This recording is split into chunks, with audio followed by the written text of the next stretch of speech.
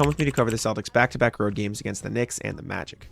Originally, I had a train scheduled for the next day at 10 a.m., but I realized the Celtics had shoot-around, so I decided to take an overnight bus from Boston to New York. You see me here getting into South Station. Get on the bus at 2:15.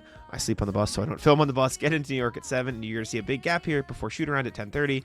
Spoiler alert, I sat in a Starbucks for 3 hours, so I went to another coffee shop in between then and 4:30. Wrote an article on Craig Lucianat if you'd like to go read it. Go check it out. It's a really cool feature. Shout out to Drew Carter, who shouted it out on the broadcast. Do some pregame work, sit by the court, go to Tom Thibodeau and Joe Mazzulla's pregame press conferences, which you can see here in 3, 2, 1, right here. There's Tibbs, there's Joe. Go upstairs to Madison Square Garden. Very cool arena, and tip off around 7:35.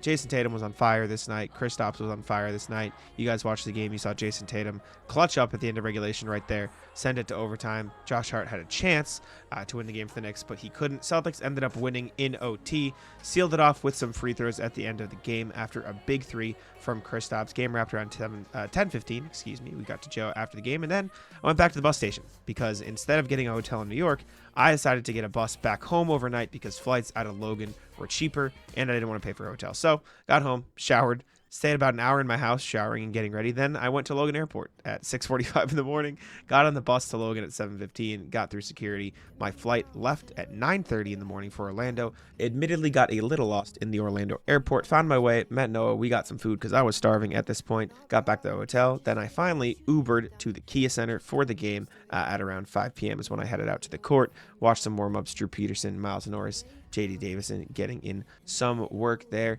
Hung out a little bit before the game. I forgot to film the press conferences, but look at this. Our seats were up on a ladder, so me, Noah, and Gary Washburn were just climbing a ladder to get to our media seats. The game started. Again, I forgot to record the pregame press conferences. I was exhausted at this point, as you can tell. I forgot to record a lot of my work post-game too, but we finally left the arena at 12:30. Got Denny's at 1 a.m. because, again, very hungry. 2 a.m., went back to the hotel. 7:30 a.m.